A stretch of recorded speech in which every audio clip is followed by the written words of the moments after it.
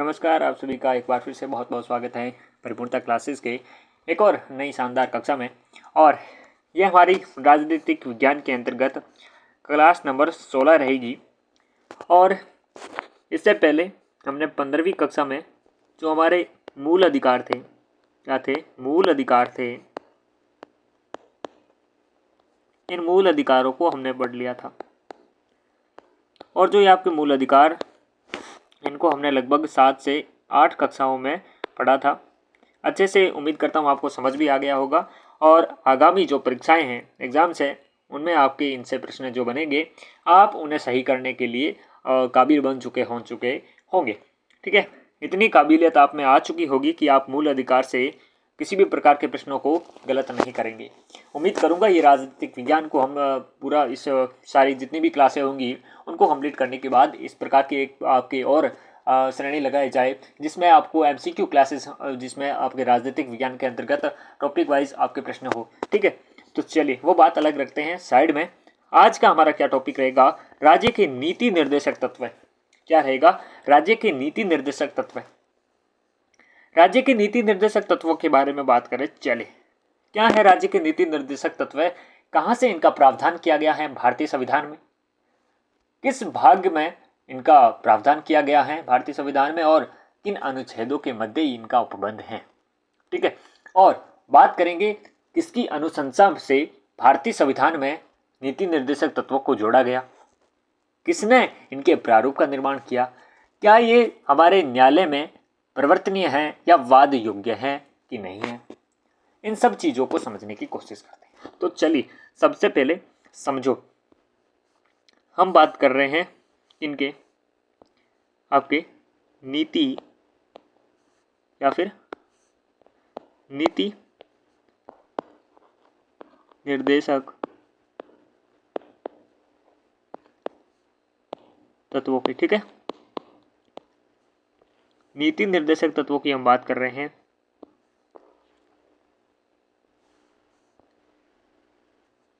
और सबसे पहले इनकी बात करते हैं कि इनका प्रावधान भारतीय संविधान में कहां से किया गया है। तो चलिए, अगर भारतीय संविधान की बात करें कि भारतीय संविधान में इनका प्रावधान कौन से देश से किया गया है, कहां से लिया गया है, तो देखिएगा, इनका ग्रहण आयरलैंड से किया गया है। किससे? आयरलैंड से किया गया है। भारतीय संविधान में आयरलैंड से इनका प्रावधान किया गया है। और अगर एक आपको अन्य फैक्ट बताऊं, आयरलैंड ने कहां से लिया है, तो आयरलैंड ने इसे स्पेन से लिया है। ठीक है, भारत ने नीति निर्देशक तत्वों का ग्रहण भारतीय संविधान में आयरलैंड से किया गया है। ठीक है, और वहीं बात करें आपको भाग कि भारतीय संविधान में कौन से भाग में नीति निर्देशक तत्वों का उपबंध किया गया है, तो देखिएगा, हमने मूल अधिकारों को पढ़ा था। और मूल अधिकारों का प्रावधान भारतीय संविधान में अपने भाग 3 में था। और अनुच्छेदों की बात करें तो अनुच्छेद 12 से लेकर 35 के मध्य मूल अधिकारों का प्रावधान था। उसके बाद में नीति निर्देशक तत्व प्रारंभ होते हैं और वो भाग 4 से प्रारंभ होते हैं। 3 में आपके मूल अधिकार हो गए और 4 से क्या होते हैं? नीति निर्देशक तत्व प्रारंभ होते हैं। कौन से नीति निर्देशक तत्व? भाग की बात कर रहे हैं तो भाग आपका रहेगा 4। भाग 4 से प्रारंभ होते हैं। और वहीं अनुच्छेदों की बात करें कि किन अनुच्छेदों के मध्य इनका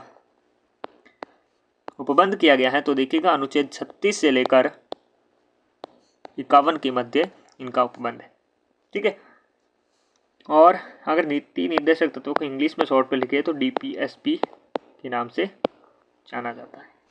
ठीक है, चलिए अब हम बात करते हैं इनकी। भाग हो चुका है, चौथे भाग में इसमें शामिल है अनुच्छेद 36 से 51 के मध्य है, आयरलैंड से इनका प्रावधान किया गया है। अब बात करें संविधान सभा में किसने नीति निर्देशक तत्वों को भारतीय संविधान में जोड़ने की अनुशंसा की या फिर या जो प्रारूप निर्माण किसने किया।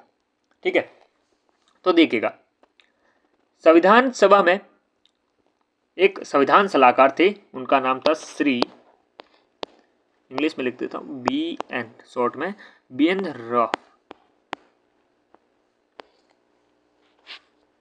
BN राव वो थे संविधान सलाहकार, संवैधानिक सलाहकार थे। उन्होंने ही अनुशंसा की थी।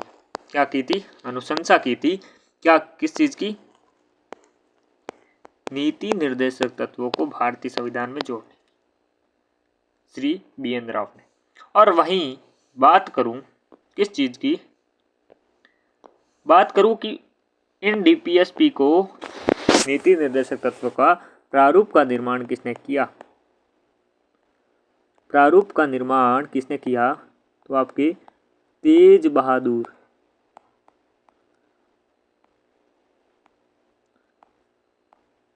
तेज बहादुर सप्रू, तेज बहादुर सप्रू ने क्या किया? प्रारूप का निर्माण किया नीति निर्देशक तत्वों का। समझ में आई ना बात? नीति निर्देशक तत्वों का सबसे पहले इन चीज़ों को अच्छे से समझो कि कहाँ से प्रावधान किया गया है। आयरलैंड से। कौन से भाग में है? भाग 4 में। अनुच्छेद 36 से लेकर 51 के मध्य है। और इसके जोड़ने की अनुशंसा किसने की थी? BN राव ने की थी, जो संवैधानिक सलाहकार के रूप में कार्यरत थे। प्रारूप का निर्माण किसने किया? तेज बहादुर सप्रू ने किया। ठीक है, नीति निर्देशक तत्व के बारे में ये हम चीजें समझ चुके। चलिए अब एक और चीज समझो कि सर्वप्रथम नीति निर्देशक तत्व का भारत में, ठीक है, कहां पर आपको ये देखने को मिलते हैं सर्वप्रथम? तो देखिएगा, जो 1935 का भारत शासन अधिनियम आया था, उसमें एक अनुदेश पत्र था।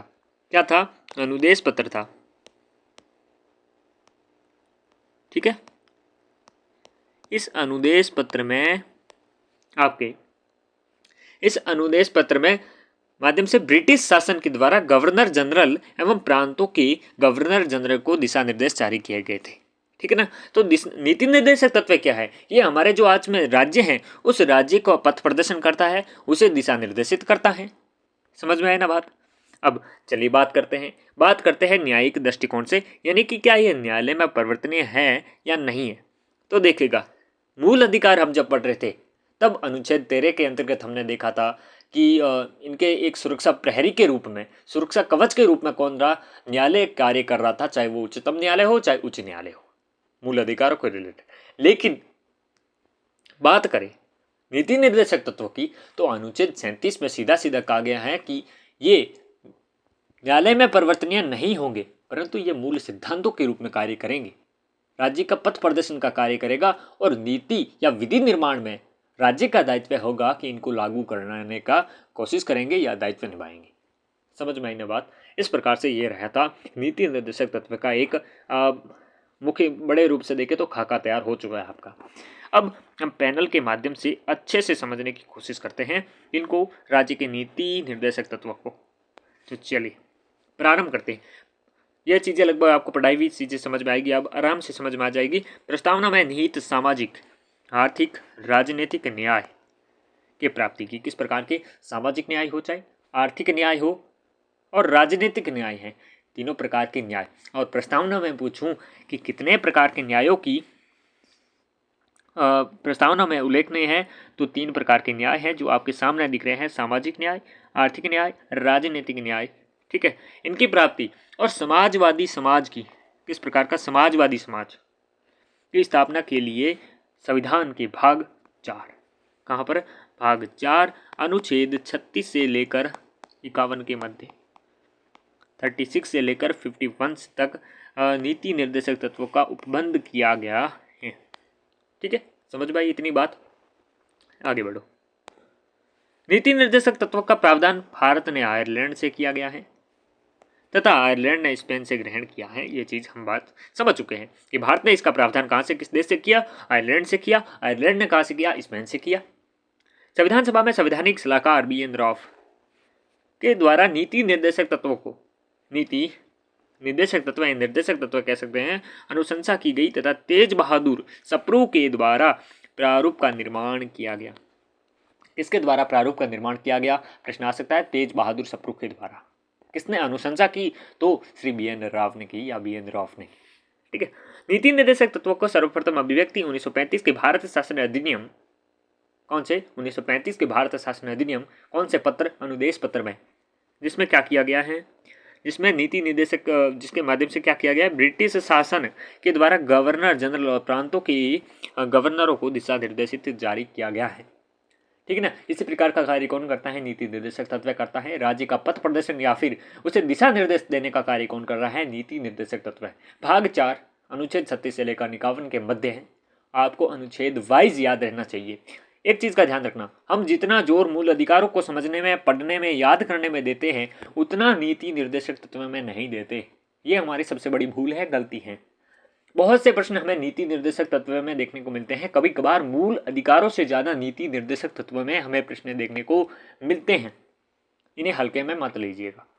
यूपीएससी जैसे एग्जाम में आप देख सकते हो, पिछले पेपर से छान लीजिएगा, नीति निर्देशक तत्व से बहुत सारे प्रश्न बनते हैं। ठीक है। और कथन से ज्यादा प्रश्न बनते हैं। राजनीतिक में इतना ध्यान रखना कि कथनों से ज्यादा प्रश्न पूछेगा, कौन सा कथन असत्य है।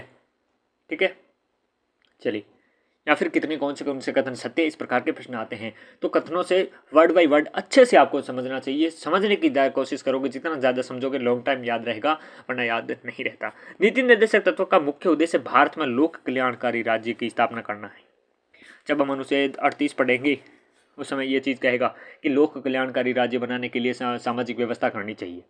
ठीक है, तो लोक कल्याण के लिए, जनता के कल्याण के लिए इस प्रकार का राज्य की स्थापना कर सके।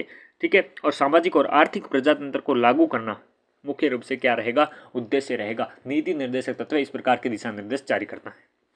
नीति निर्देशक तत्वों में सामाजिक न्याय, गांधीवादी सिद्धांतों की अभिव्यक्ति होती है। गांधीवादी सिद्धांतों की अभिव्यक्ति होती है। पूछिए कौन से अनुच्छेदों में गांधीवादी सिद्धांत की, जो गांधी जी के विचार अभिव्यक्त होते हैं अनुच्छेदों में, तो देखिएगा, अनुच्छेद वाइज बता देता हूं आपको। अनुच्छेद आपके 40 के बाद में आपके देख लीजिएगा, 3 जोड़ 2 43, फिर 3 जोड़ो 46, फिर 47 और 48।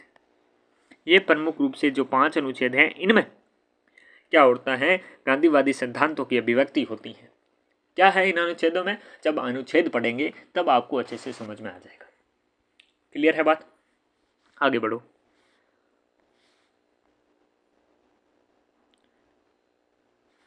गांधीवादी सिद्धांत 40, 43, 46, 47 और 48, 5 प्रमुख रूप से ये जो अनुच्छेद है, इनमें आपको अभिव्यक्ति होती है। नीति निर्देशक तत्व न्यायालय में परिवर्तनीय नहीं है, ये चीज़ मैं बता चुका हूँ।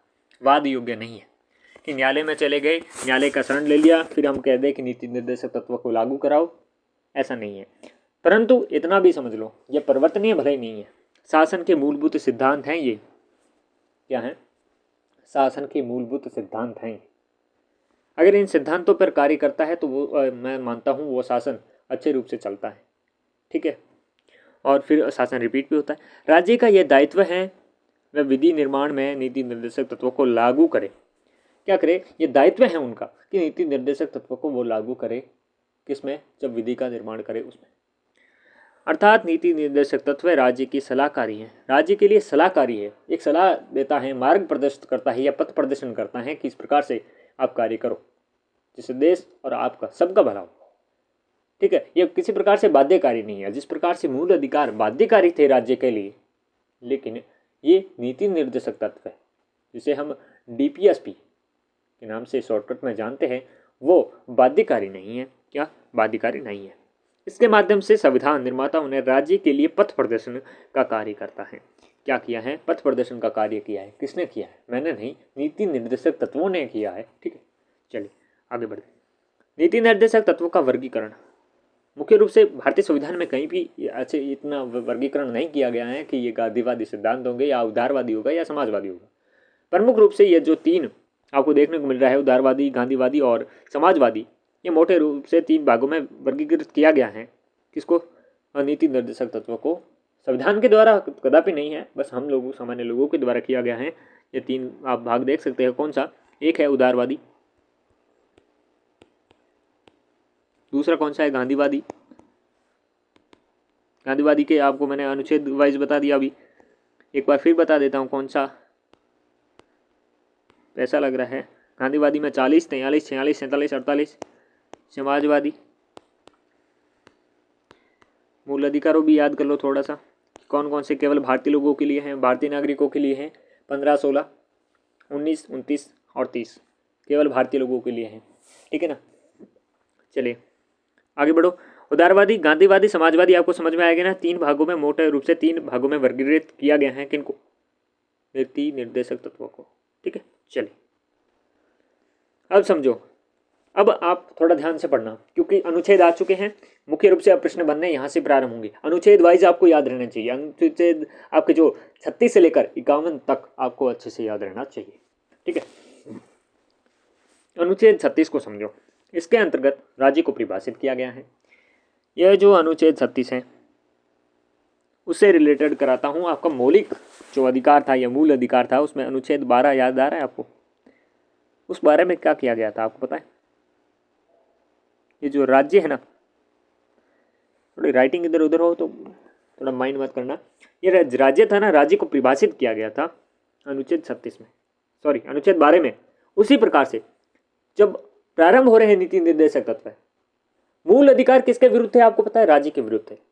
नीति निर्देशक तत्व किसको पथ प्रदर्शन कर रहे हैं? राज्य को कर रहे हैं।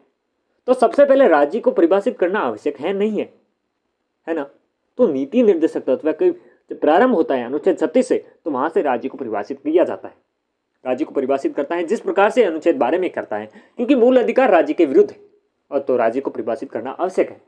तो राज्य को वहां पर परिभाषित किया गया था अनुच्छेद 12 में, उसी प्रकार 36 में कर रहे हैं। देख सकते हो इसके अंतर्गत राज्य को परिभाषित किया गया है तथा इसमें राज्य का वही अर्थ होगा जो अनुच्छेद आपके 12 और भाग 3 में था, ठीक है। भाग 3 के अनुच्छेद 12 में था। अर्थात राज्य के अंतर्गत भारत सरकार, संसद, राज्य सरकार, विधानमंडल, सभी स्थानीय निकाय, अन्य सभी प्राधिकारी शामिल होंगे जिन्हें संविधान या विधि के अंतर्गत गठित किया गया है। क्या किया गया है?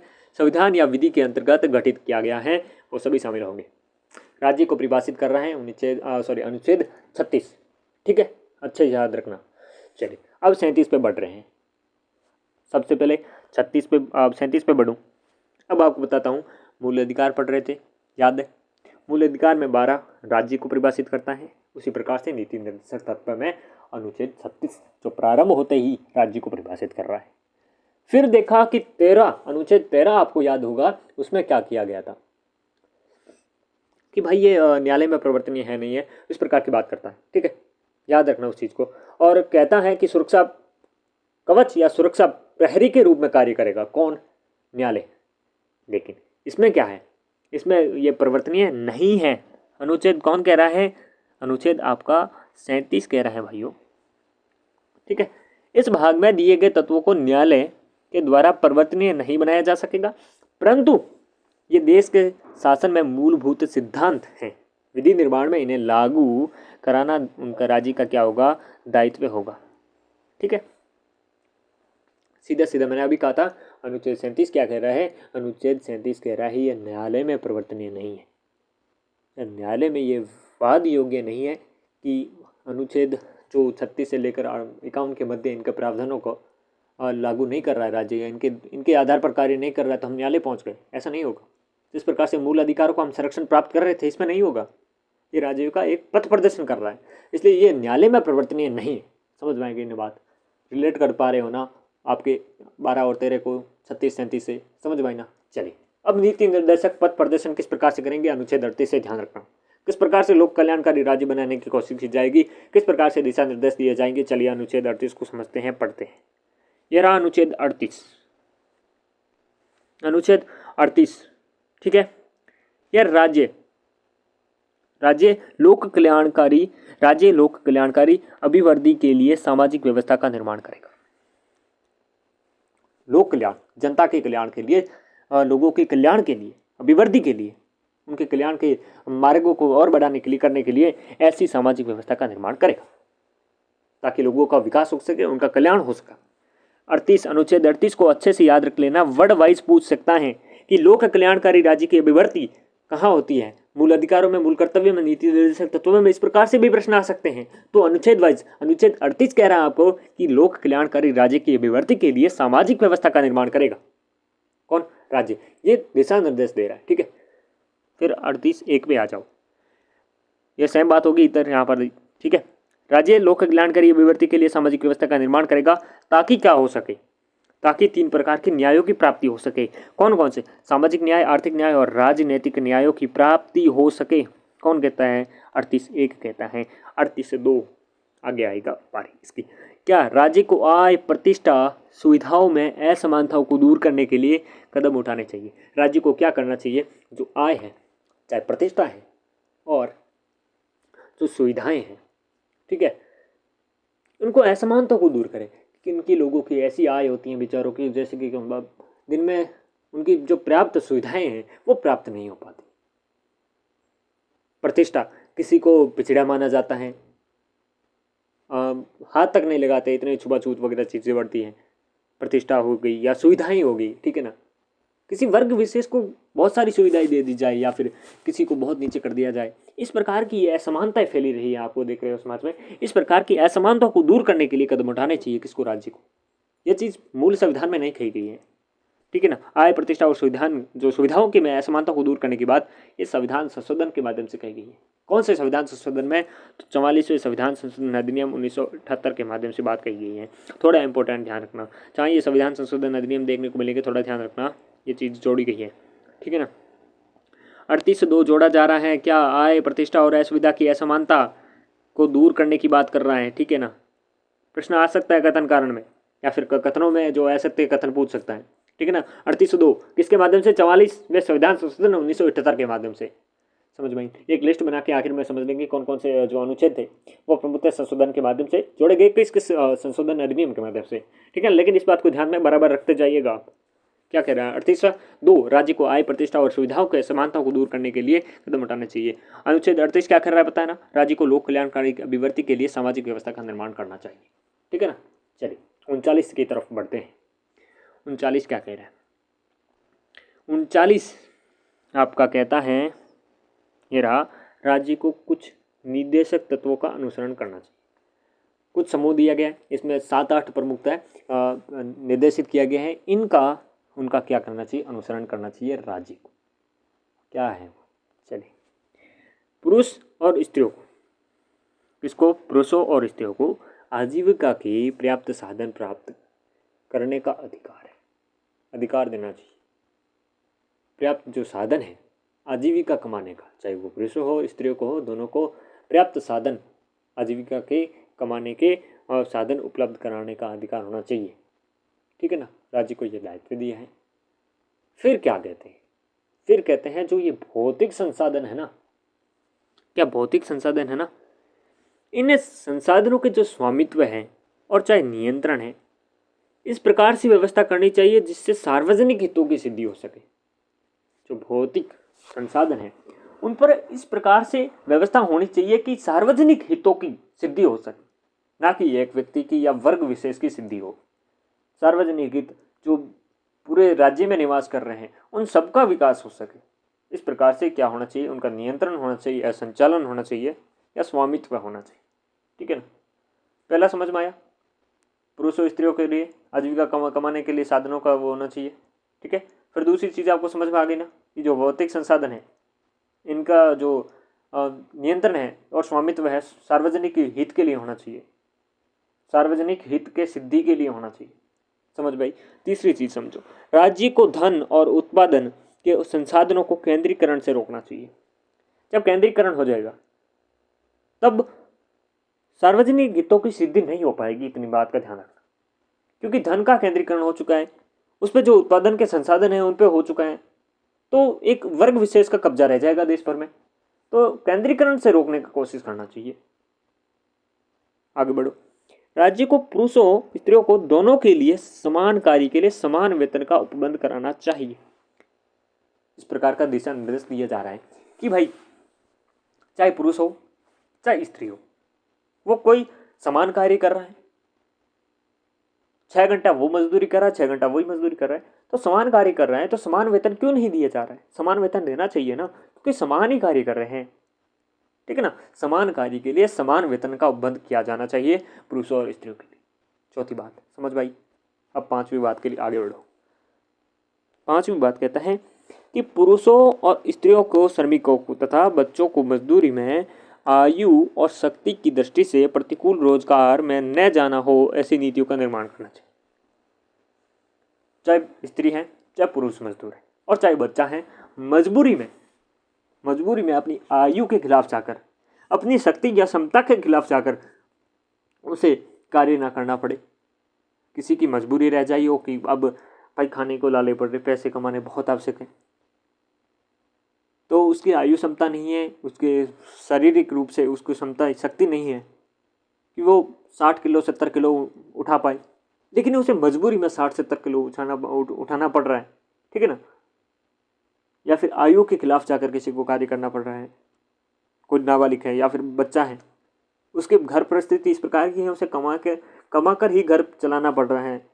तो इस प्रकार से प्रावधान होना चाहिए कि चाहे बच्चा हो, चाहे स्त्री, चाहे पुरुष श्रमिक हो, उनको क्या नहीं होना चाहिए, अपनी आयु और शक्ति की दृष्टि से प्रतिकूल, ठीक है ना, विपरीत जाकर रोजगार में न जाना हो, ऐसी नीतियों का निर्माण करना चाहिए। किससे? राज्य को दिशा निर्देश देते हैं नीति निर्देशक तत्व। समझा है बात? किसमें? 39 में। फिर एक संविधान संशोधन किया जाता है। कौन सा? 42वां संविधान संशोधन अधिनियम 1976, ठीक है ना, 1976 में। उस पर प्रमुख रूप से ये दो चीज जोड़ी गई, महत्वपूर्ण बनती है ये दो चीज, इतना भी समझ लेना। ये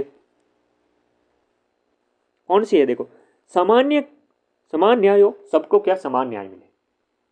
निःशुल्क कानूनी सहायता का प्रावधान किया जाना चाहिए। निःशुल्क क्या हो? कानूनी सहायता प्राप्त हो सके।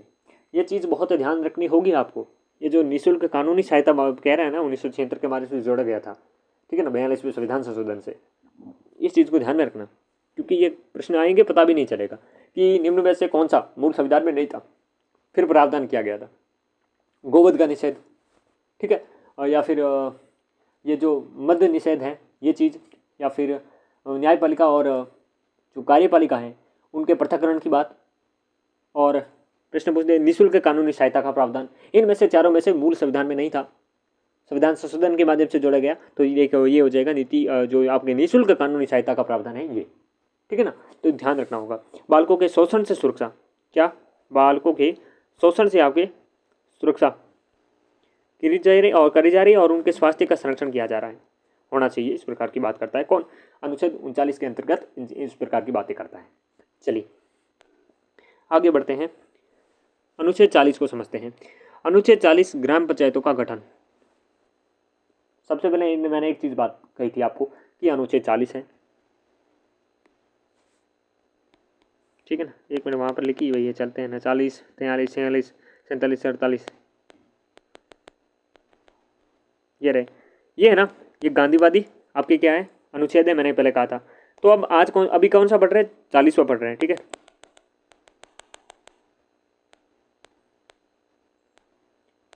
तो ये 40 ग्राम पंचायतों का गठन। इससे बातें नहीं पता लग रही कि गांव से प्रेमी कौन थे? अपने गांधी जी थे। तो इस प्रकार की अभिव्यक्ति हो रही है। क्या कह रहे हैं? ग्राम पंचायतों का गठन होना चाहिए ज़्यादा से ज़्यादा, जिससे क्या हो सकेगा? गाँव का विकास हो सकेगा। उन्हें अधिक से अधिक शक्तियाँ देनी चाहिए। ग्राम पंचायतों का गठन हो, उन्हें अधिक से अधिक शक्तियाँ मिले, और उन्हें प्राधिकार का जो प्रदान करना चाहिए, प्राधिकार प्रदान करने का दिशा निर्देश दिया गया है किसमें? अनुच्छेद 40 में, ताकि वे स्वायत्त शासन की इकाई के रूप में अपना कार्य कर सके, एक स्वतंत्र इकाई, और अच्छे से वो अपने कल्याण कर सके, विकास कर सके। तो ग्राम पंचायतों के गठन की बात कौन करता है? अनुच्छेद 40 करता है, जो एक गांधीवादी सिद्धांत का अनुच्छेद मान सकते हैं उसे। अनुच्छेद 41 क्या है? अनुच्छेद 41 कुछ दशाओं में काम पाने, शिक्षा और लोक सहायता पाने का अधिकार होना चाहिए जनता। कुछ दशाओं में काम पाने, ठीक है ना, वो कोई दशा होगी जिसमें शिक्षा पाने की हो, चाहे लोक सहायता पाने की अधिकार होना चाहिए, जिसे अनुच्छेद 41 कह रहा है। राज्य को अपनी आर्थिक तथा विकास की सीमाओं को भीतर काम करने, किसी को काम पाने, शिक्षा पाने या बेकारी, बुढ़ापा, बीमारी, अभाव की दशाओं में लोक सहायता पाने के अधिकार का प्रभावी उपबंध करना चाहिए, ठीक है ना। कोई काम पाने की या शिक्षा पाने की, बेकारी, बुढ़ापा, बीमारी, इन जैसे कि अभाव की दशाओं में अगर लोक सहायता पाने की अधिकारों का प्रभावी उपबंध करना चाहिए, किसे? अनुच्छेद 41 के अंतर्गत इस प्रकार के दिशा निर्देश दिया गया है। राज्य को इस प्रकार के उपबंध करने चाहिए, ठीक है ना, अच्छे सबको काम मिल सके, अच्छी दिशाओं में ठीक है ना, शिक्षा प्राप्त हो सके और जो असमर्थ है उन्हें लोक सहायता प्राप्त हो सके, इस प्रकार की बात कौन करता है? अनुच्छेद 41 बात करता है। अनुच्छेद 42 की तरफ बढ़ते हैं। चलिए, अनुच्छेद 42 काम की न्याय संगत, ठीक है ना। अनुच्छेद 39 याद आ रहा है आपको कुछ? यहाँ पर क्या किया गया था? ये बात करता है मजदूर में शक्ति के दृष्टि की, ठीक है ना, प्रतिकूल स्थिति नहीं होनी चाहिए। लेकिन यहाँ पर बात क्या कर रहे हैं? काम की न्याय संगत और मानवोचित दशाओं की बात कर रहे हैं, ठीक है ना। अनुच्छेद 43, तो कंफ्यूजन बिल्कुल नहीं होना चाहिए। अनुच्छेद 42 बात कर रहा है इस पर, क्योंकि ठीक है का प्रस्तुति के सहायता का उपबंध होना चाहिए, ठीक है ना। प्रसूति सहायता का उपबंध होना चाहिए महिलाओं को, ठीक है। काम की न्याय संगत और मानवोचित दशाएं होनी चाहिए, ठीक है। चलिए, अनुच्छेद 43 को समझो। किसे? अनुच्छेद 43 को समझो कि कर्मकारों को निर्वहन उनकी मजदूरी, कर्मकारों को अपने जितना वो कार्य कर रहे हैं उसकी मजदूरी या उनके कार्य के घंटे निश्चित होने चाहिए।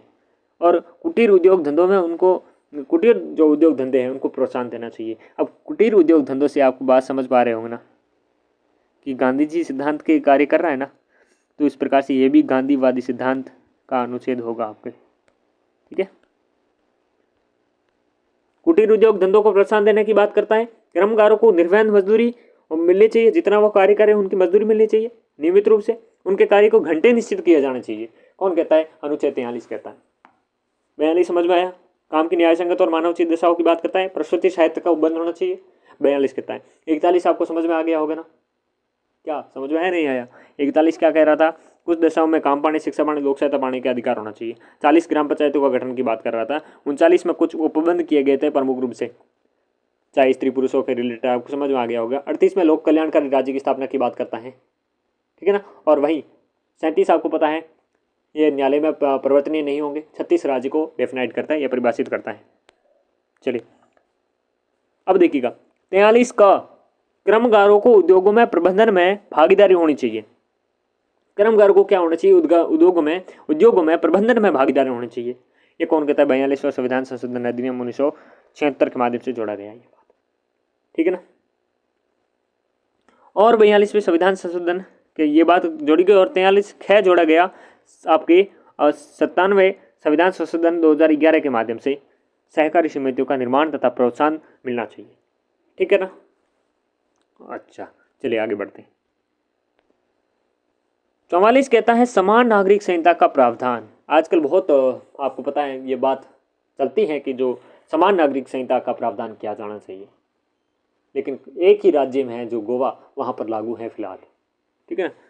इसके अंतर्गत राज्य को समान नागरिक संहिता का गठन के लिए दिशा निर्देश जारी किया गया है, जिसका अभिप्राय है कि नागरिक मामलों में जैसे विवाह हो गया, तलाक हो गया, उत्तराधिकार हो गया, गोद लेना हो गया आदि मामलों में सभी धर्मों के समान प्रकृति के नियमों का लागू होना चाहिए। यहाँ परंपरा की बात नहीं कर रहा है, या जो परंपराएं हैं, रीति रिवाज है, उनकी बात नहीं कर रहा है कि रीति रिवाज है आपकी, इस प्रकार से आप चीज़ें कर सकते हो।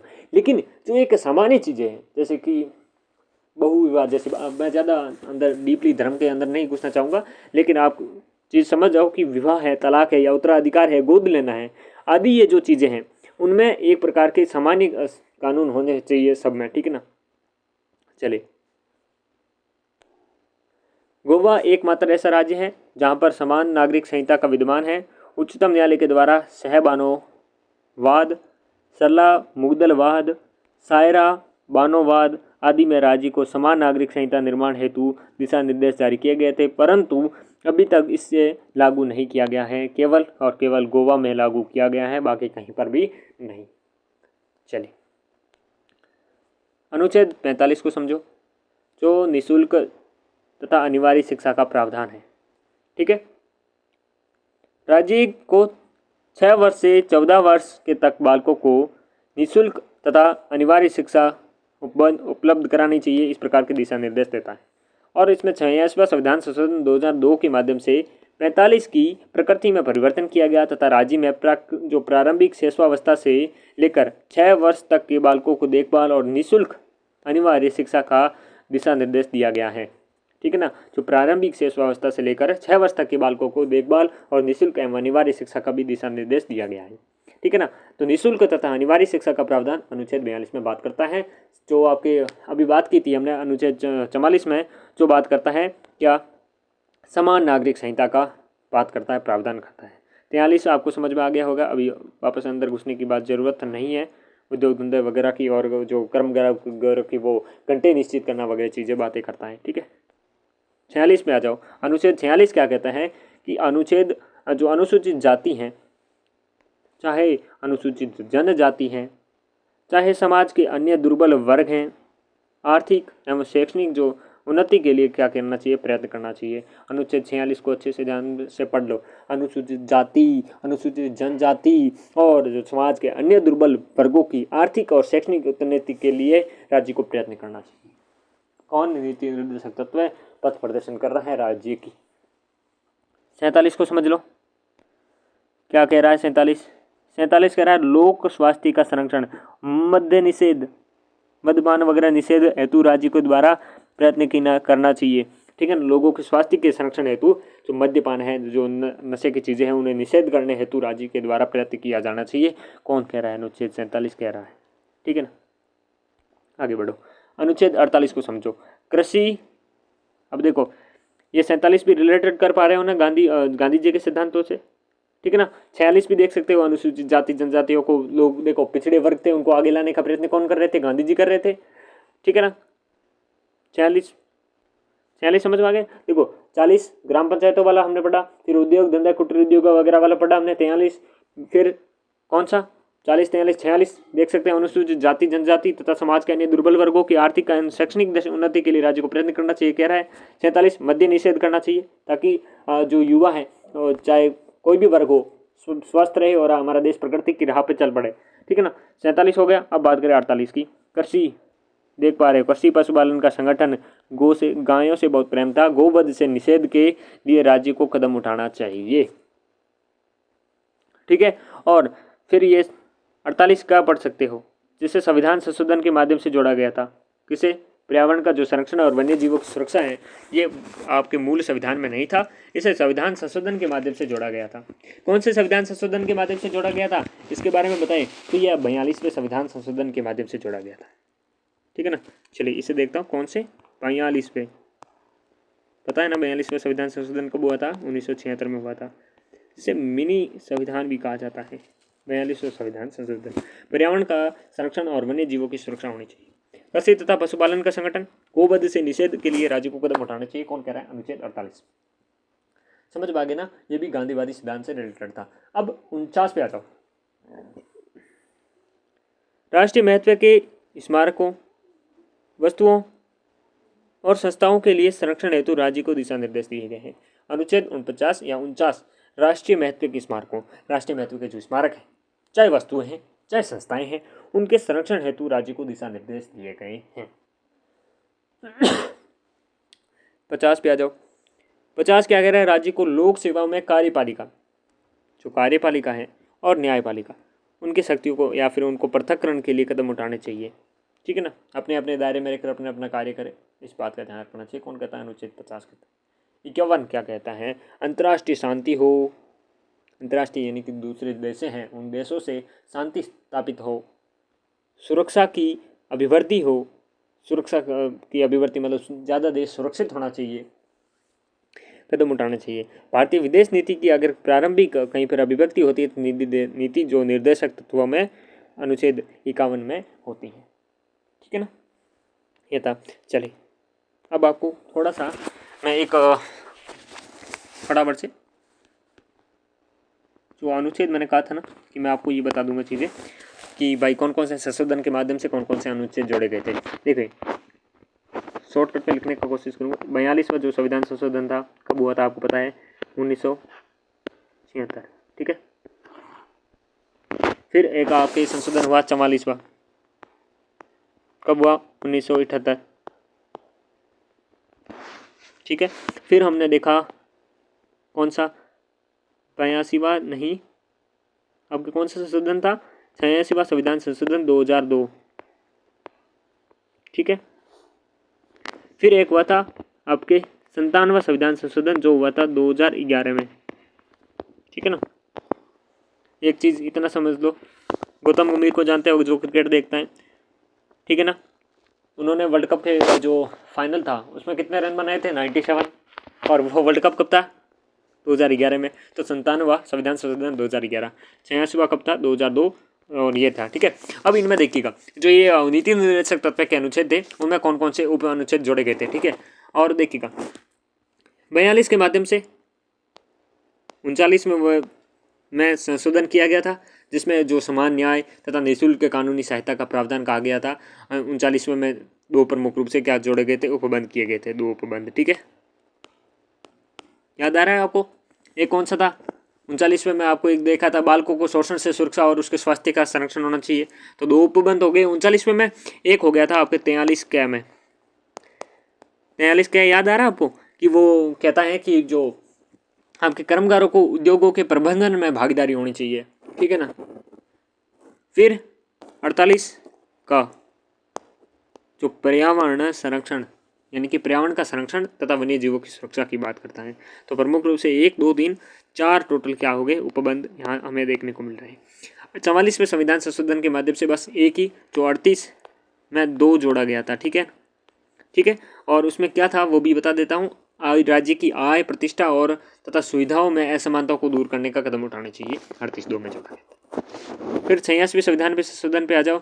ये तो वो अपने 45वें में उसके क्या करते हैं? 45वें में उसकी प्रकृति को थोड़ा विस्तारित करता है। ठीक है, तो उसमें प्रारंभिक शैशवावस्था से लेकर 6 वर्ष के बालकों को देखभाल तथा निःशुल्क अनिवार्य शिक्षा हेतु दिशा निर्देश जारी करता है।